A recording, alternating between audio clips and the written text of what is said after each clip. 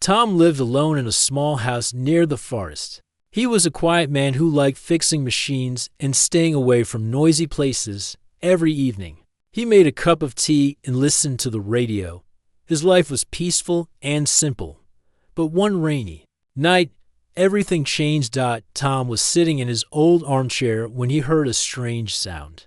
It came from the hallway near the storage closet. At first, he thought it was just the wind outside, but the sound came again. It was a soft scratching, like something was moving behind the closet door. He stood up slowly and walked toward the closet. The sound stopped. He opened the door and looked inside. There were boxes, old shoes, and tools, but on the floor, hidden under an old blanket, something was glowing. Tom knelt down and moved the blanket. His eyes widened. There was an egg. It was round, smooth, and glowing with a soft blue light. It was warm to the touch and made a soft humming sound. Tom had never seen anything like it. He picked it up and brought it to the table. He stared at it, trying to understand where it came from. He had not bought it. No one had given it to him. And it definitely wasn't from any bird on Earth. It looked more like something from a science fiction movie. Tom didn't know what to do. He thought about calling someone, but who would believe him? He decided to keep it for the night. He placed the egg in a soft towel and kept it near the heater.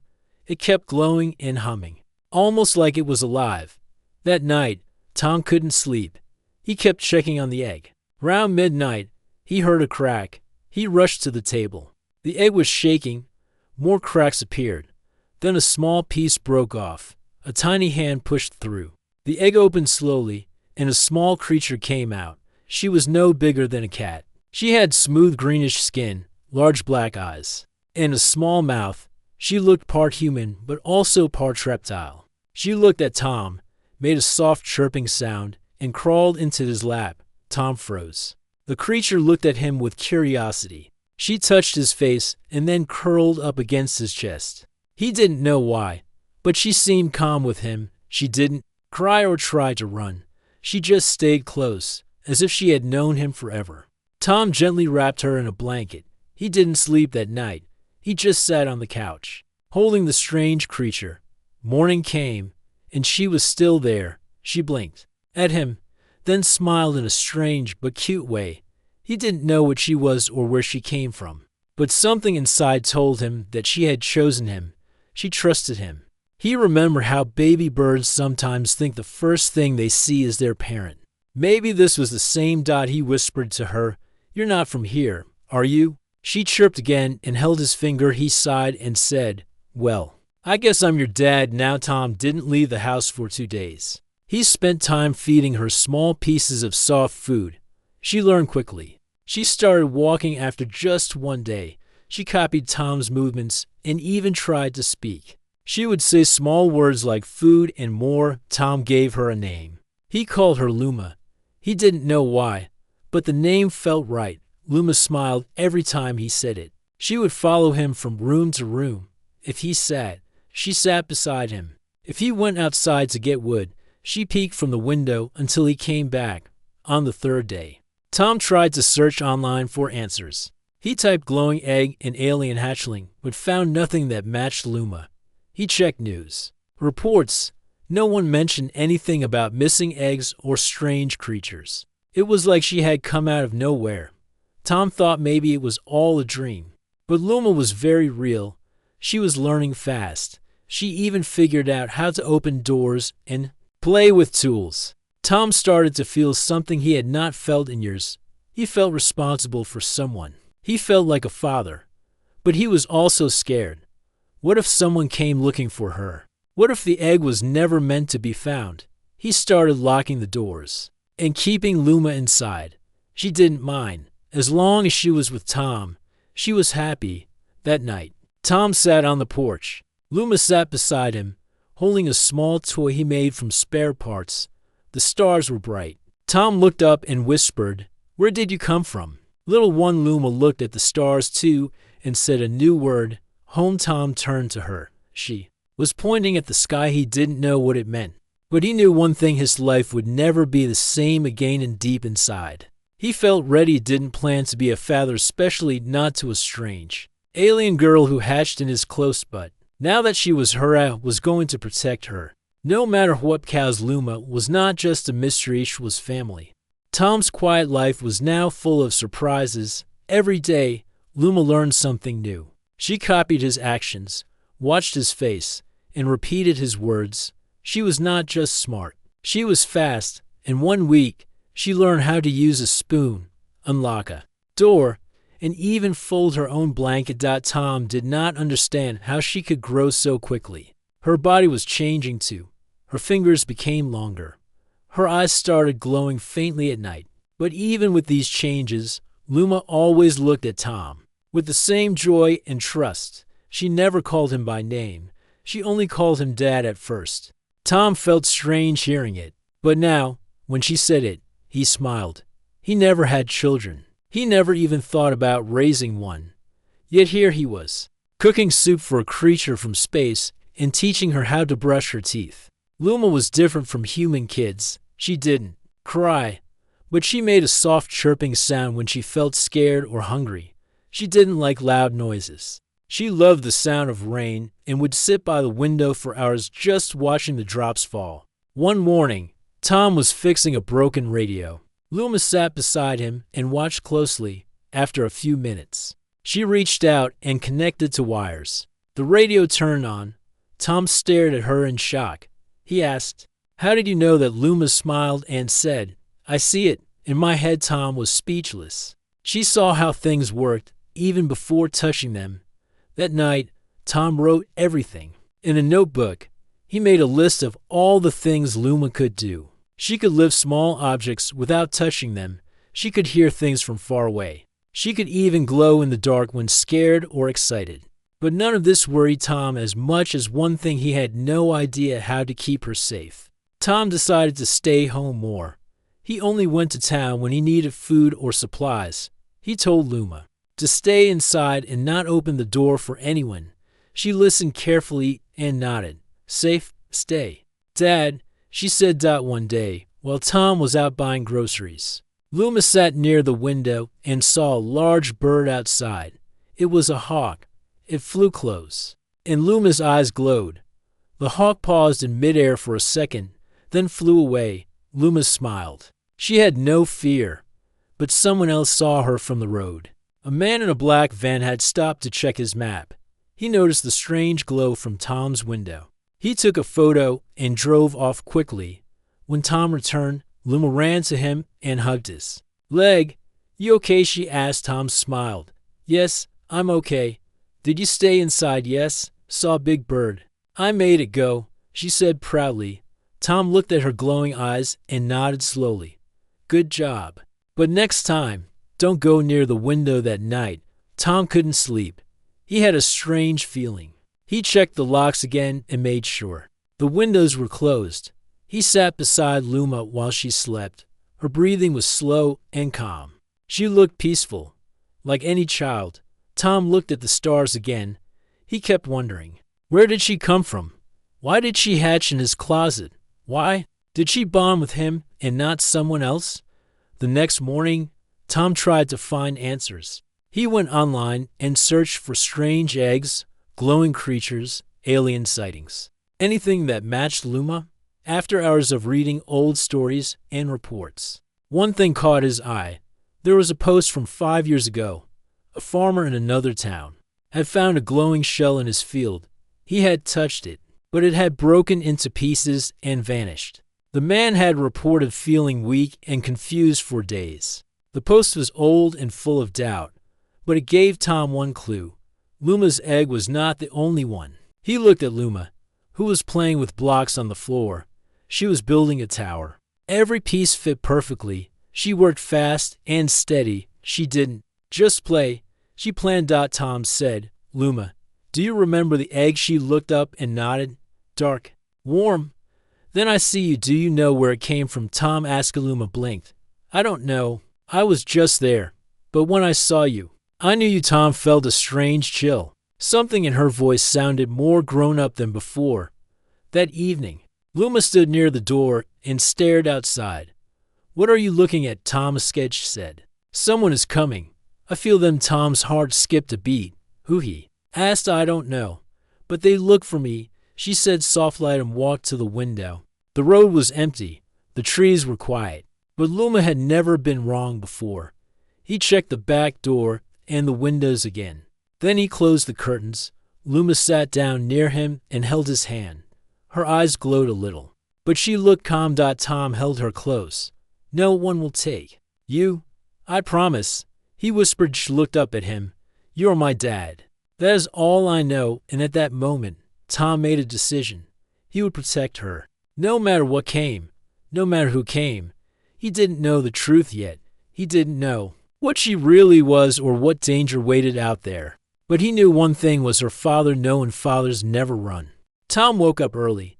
He made breakfast while Luma played with her puzzle blocks on the floor. She had learned how to build shapes in perfect balance. Her eyes followed every piece with focus. She was growing stronger and faster every day.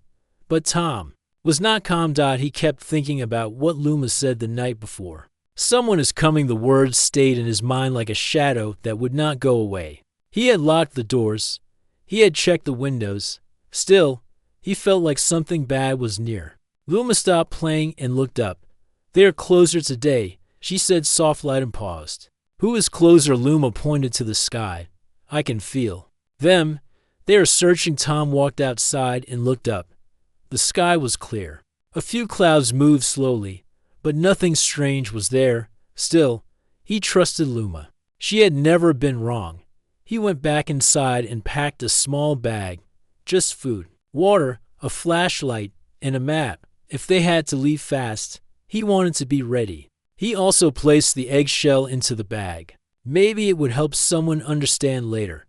The day passed slowly. Tom checked the news. There were no reports of anything strange in the area, but something told him this silence was not peace. It was the quiet before the storm. That night, the sound came. It started with a deep humming from above the house. Tom jumped up and ran to the window. A shadow passed over the roof. It was not a plane. It moved to slow and to quiet. The lights on it were green and sharp. Luma stood beside him. Her eyes were glowing bright. She said one word. Varn. Tom looked at her. What is Varn? They made me, she said. They want me back. Before Tom could ask more, a loud knock hit the front door. Then another. Then the door shook like someone was trying to break in. Tom grabbed Luma's hand and pulled her toward the back exit. But the back door was blocked. A tall figure in black armor stood there. Its face was hidden behind a silver mask. It raised one hand. A strange blue light shot from its glove and hit the door. The lock melted like wax. Tom pushed a shelf down to slow the figure. He ran with Luma to the basement. They hid behind the old water tank. Tom held her close and whispered, Stay quiet. Don't move unless I say. Luma nodded. She was calm, but her hands were shaking. Footsteps echoed above them. Then more steps. There were at least 3 intruders. Their voices were low and deep. Tom could not understand the words, but they were looking for Luma. Suddenly, the basement door opened. A beam of light shined down the stairs. One of the masked beings stepped into the room. It scanned the area with a small device. The red light moved slowly across the walls. Then it stopped, right where Tom and Luma were hiding. Luma took a deep breath. Her eyes flashed blue. The water tank behind them shook. The pipes rattled. The intruder took one more step. Then, without warning, Luma raised her hand. The pipes burst and sprayed hot steam into the room. The intruder shouted in pain. Tom grabbed Luma and ran past him. He pushed the door shut and threw a chair in front of it. He and Luma ran out the front door and into the woods. The night was dark, but Luma's eyes helped them see. They ran until they reached the old watchtower on the hill. Tom had used it once for birdwatching. It was broken and unused now, but it was the only place he could think of. They climbed to the top and sat down to breathe. Tom looked at Luma. Are you hurt? No, she said. But they will come again. They won't stop. Tom looked out over the trees. Why do they want you? I don't know everything, Luma said. But I was made to follow their orders. When I saw you, something changed. I broke their bond. Now they want to take me and fix me. Tom clenched his fists. They can't have you. You're not a thing to be fixed. You're my daughter now. They'll have to go through me." Luma looked at him with wide eyes. She touched his arm. "I don't want to go back. I want to stay with you forever." Tom nodded. "Then we'll run if we have to. But I won't give you up. You hear me?" Luma gave a small smile. "I hear you, Dad." They stayed in the tower all night. Tom stayed awake, holding a metal rod in case someone came. Luma slept beside him, her head on his shoulder. The stars were bright above them. The wind moved the trees slowly. In the morning, Tom made a new plan. He needed help. He remembered a name, Mira. She was an old friend from his school days. She worked in a science lab and once told him she had seen things the government never shared. Maybe she could help. They climbed down and started walking to the old highway. Tom hoped he could find Mira's cabin. It was far, but it was the only chance they had died as they walked. Luma stopped and looked back. "They're not done. More will come. Stronger ones." Tom nodded. "Let them come. But they won't take you. I promise." And with that, they disappeared into the trees. The real journey had begun. Tom and Luma walked for hours. They stayed off the main road and followed small paths through the forest. The sky above was cloudy, and the wind carried the smell of rain. Tom checked the map again and again, trying to remember where Mira's cabin was. He had not seen her in years, but he remembered she had moved to the forest for quiet work. She used to study strange things, things not everyone was allowed to know. Luma walked beside him without complaining.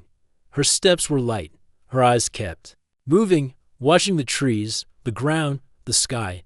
She could feel something even before it happened. Tom knew she was different, more than just smart. She had something inside her that no human had. By evening, they reached a small wooden house near a rocky hill.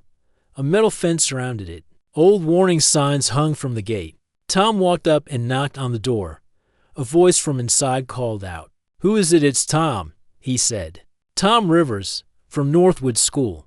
I need help." The door opened slowly. A woman with gray hair and glasses stepped out. She looked surprised and cautious. "Tom Rivers," she said.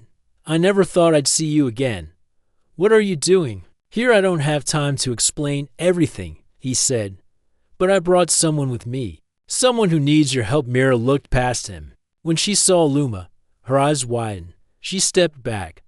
"What is that?" Tom held Luma's hand. "Her name is Luma. She's not dangerous. She's my daughter now." Mira blinked. "Your daughter?" Tom nodded. "She hatched in my closet. She imprinted on me. Now people from the sky are hunting her. Please. I don't know what she is, but I know she needs someone who understands more than I do." Mira looked at Luma again. Luma stayed still. Her eyes were calm. Mira stepped forward and said softly, "May I scan her?" Luma nodded once. Mira led them inside. The cabin was filled with machines, screens, books, and metal parts. She turned on a scanner and asked Luma to sit on a chair. A blue light passed over her body. The screen showed strange symbols and numbers. Mira stared at the screen for a long time. Then she turned to Tom. "She's not just an alien. She's something more. She's a hybrid." Tom looked confused. "What do you mean?" "She's part biological, part artificial. Some of her cells are living tissue. Others are made of something like programmable matter. And there's something else. She has traces of human DNA. Not much, but enough to prove a connection." Tom felt his breath stop. "Human DNA? How is that possible?" Mira shook her head. "I don't know. Maybe her creators used human samples. Maybe they wanted her to bond with a human. That would explain the imprint. She was designed to connect with the first person she saw." Luma looked at Tom. "I saw you. I felt safe. That's why I chose you." Mira sat down. "The Varn. I've read about them in hidden reports. They don't make things for kindness. They make weapons, tools, servants. If they made Luma, it was for a reason. And now they want her back." Tom stood up. "They can't have her. I won't let them take her." Mira nodded. "You may not have a choice. The energy signal from her body is strong. They can track her from orbit. But maybe I can build something that hides her signal. It won't last forever, but it could buy you time." Tom stepped forward. "How long will it take?" "1 day. Maybe 2, Mira said. "You need to stay here until then." After that, you need to move far from any town. If they find her again, it won't be just a small team. They'll send a ship." Tom nodded. He looked at Luma. She was reading a book from Mira's shelf. Her eyes moved quickly, and she whispered the words to herself. She looked like a normal girl, but inside, she carried power, knowledge, and a past she did not understand. That night, Tom sat by the window. Mira was in her lab, building the signal blocker. Luma sat beside Tom, holding a small light in her hand. She had made it glow without touching it. Tom asked, "Do you remember anything from before the egg?" Luma shook her head. "Only darkness, then warmth. Then do you want to know more about where you came from?" he asked. "Yes," she said. "But I want to stay with you more." Tom smiled. "Then that's what we'll do. We'll stay together. Always." In the morning, Mira showed them the small device. "This will block the signal for a short time, maybe a week. After that, they might find you again. But this gives you a head start." Tom took the device and placed it in Luma's pocket. "Thank you," he said. Mira looked at Luma. "You're special, not just because of what you are, but because you chose love over control. That makes you stronger than they ever planned." Luma nodded.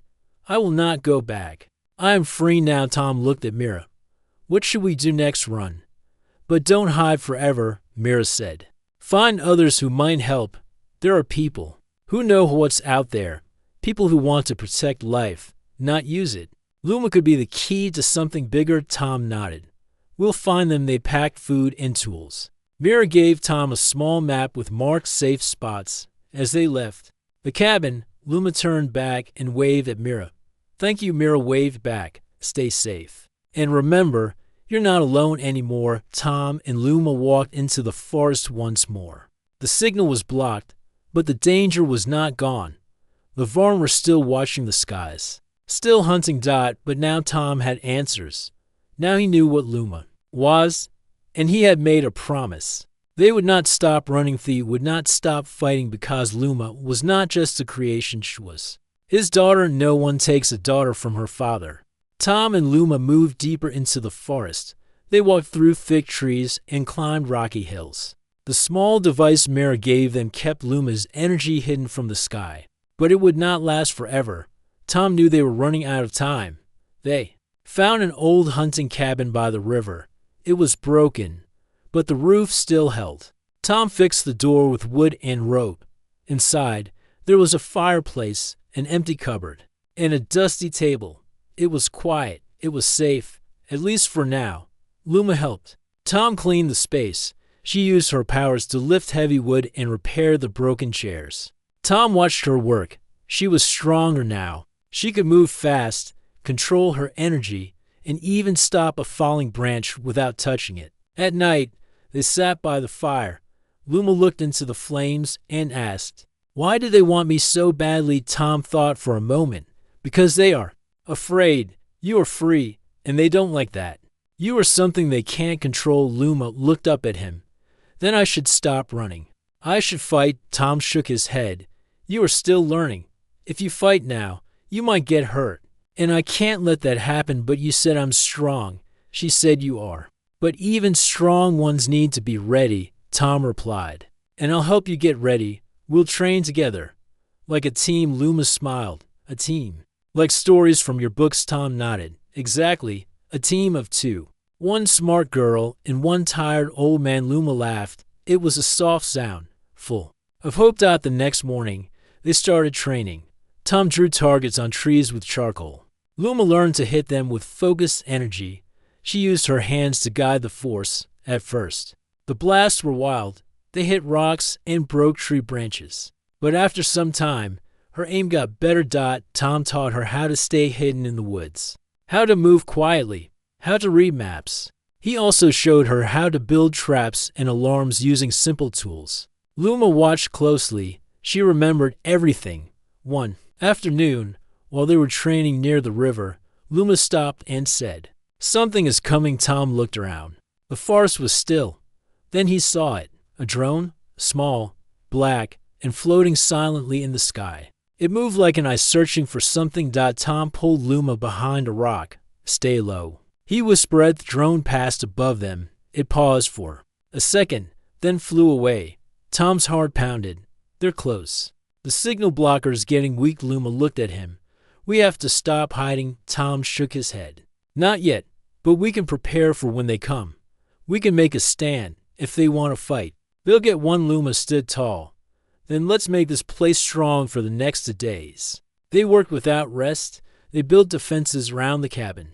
They made traps in the trees, set wires between stones, and placed sharp sticks near the paths. Luma created energy barriers that could stop small machines. Tom built a radio from old parts to listen for any strange signals. While they worked, Tom kept thinking. Luma was more than a lost creation. She was something new. She had powers, yes, but also feelings, dreams, and a kind heart. She could have been made for control, but she had chosen freedom. One evening, Tom found Luma sitting by the river. She was holding a smooth stone in her hand.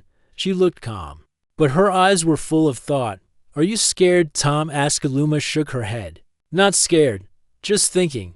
What if they never stop? What if I always have to run? Tom sat beside her.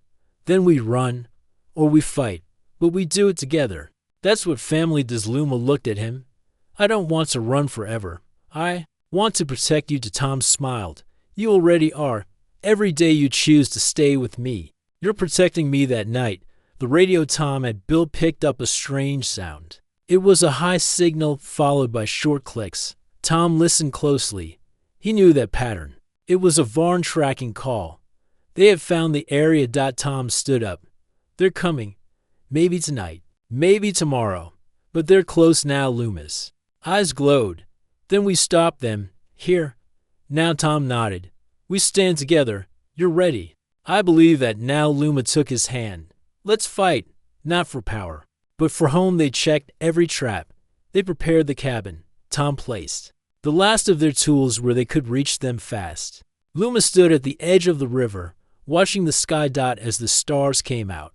A soft hum filled the air. Tom looked up. A ship was descending through the clouds. The final test was about to begin, but Tom was not afraid because he was not alone. In Luma was not just a daughter. No, she was a protector. She was ready. The night was dark and cold when the first lights appeared near the river plant. Tom and Luma had been awake for hours, watching the sky and listening for any sound. The small cabin was quiet but full of tension. Every shadow seemed to move. Every breeze felt like a warning. Suddenly, a low hum grew louder. The sky above the river lit up with strange green and blue colors. A large ship slowly descended through the clouds. Its surface was smooth and dark. It had no windows, only sharp edges and glowing symbols. Tom took Luma's hand. They are here, he whispered. Luma's eyes glowed softly. She felt ready. After weeks of training and hiding, this moment had come.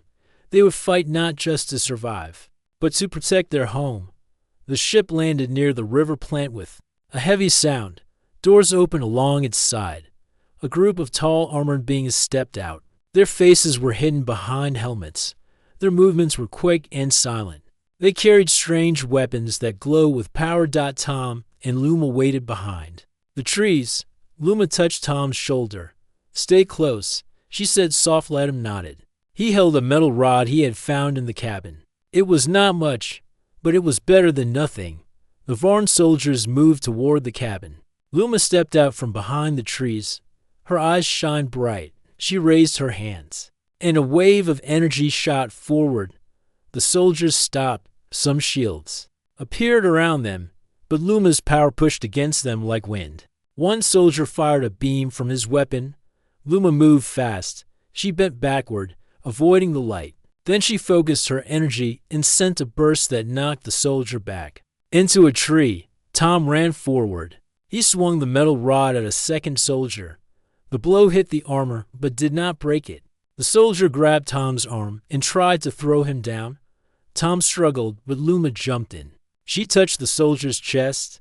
The armor cracked and sparks flew. The soldier stumbled and ran back. The battle was loud and fierce. Tom and Luma worked as a team. She used her energy to block and attack. He used his strength and quick thinking to help and protect around them.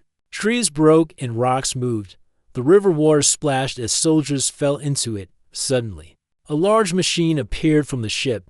It was a walking robot with many arms. It fired energy blasts and tried to grab Luma.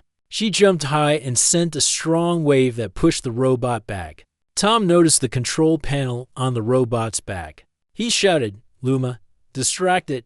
I will try something." Luma nodded. She ran toward the robot, making it turn and shoot energy. Tom crawled behind the robot and climbed up. The robot was fast, but Tom held on. He found the panel and smashed it. With a rock dot, the robot stopped moving. Sparks flew, and it collapsed into the river. The soldiers looked shocked. Tom and Luma smiled. They had won a small victory. But the battle was not over. From the ship came a loud voice. "Surrender the creature. No harm will come to you," Tom shouted back. "You will not take her. She is family." The voice laughed, then prepared to be destroyed. More soldiers came out. Luma's energy was low, but she still stood strong. She held Tom's hand and said, "Together, we are stronger." They moved forward. The battle continued with more speed and power. Luma learned to control her energy better. She used it to protect Tom and to stop the soldiers from reaching them. Tom used the traps they had set round the cabin. Wires tripped the soldiers. Sharp sticks slowed them. The energy barriers blocked the smaller machines. The fight was long. Tom and Luma were tired but did not give up. They knew this battle was not just for their lives. It was for the future of Earth. At the end, Luma remembered what Tom had told her about courage. "Courage is love, not power," he said. She took a deep breath, closed her eyes, and focused all her energy into one wave. A bright light burst from her hands. It moved like a storm. The Varn soldiers fell back. The machines stopped moving. The ship's doors closed, and the ship lifted into the sky. It disappeared into the clouds. Tom held Luma close. "You did it," he said. "You saved us." Luma smiled. "We did it." Together they looked at the river. The water was calm again. The stars were bright. The battle was over, but the war was not. Tom knew more challenges were coming, but he was not afraid, because now he had a daughter who was not only his family, but also Earth's defender, and together they could face anything. After the battle at the river plant, life for Tom and Luma changed. The sky was quiet for a while, but they both knew the danger was not gone. The Varn might come again. They might bring more soldiers or bigger ships, but Tom was no longer afraid. Luma had grown stronger, and together they were ready. Tom and Luma moved to a small cabin in the mountains. It was far from cities and towns. The air was fresh, and the forests were deep. Here, they could be safe and learn more about Luma's powers. Mira helped them from afar, sending supplies and advice. She told them to stay hidden, but also to be ready. Luma spent her days training. She practiced controlling her energy, making it stronger and sharper. She could now create light to see in the dark, and she could heal small wounds on herself and Tom. Her body grew faster than any human child, but her heart stayed kind and gentle. Tom watched her with pride. "You are amazing, Luma," he said one morning as they walked through the forest. "I never thought I could be a father, but you make me want to be the best one." Luma smiled. "I am lucky to have you, Dad. You teach me what love is." One day, while exploring a nearby cave, Luma found strange symbols on the walls. She touched them, and images appeared in her mind. It was a message from the Varn's ancestors. It spoke of peace, war, and a choice that could change the galaxy. Tom listened carefully as Luma told him the story. "Maybe there is more to your people than just fighting," he said. "Maybe you can be the key to a new future." Luma nodded. "I want to try. But first, we must be ready if the Varn return." Weeks passed. Tom and Luma helped nearby villages in secret. Luma used her powers to heal the sick and protect animals. People started to hear stories about a glowing girl who could heal with a touch. Tom smiled. "You are becoming a hero, even if no one knows it." One night, as they sat by the fire, a small ship landed near their cabin. A man stepped out.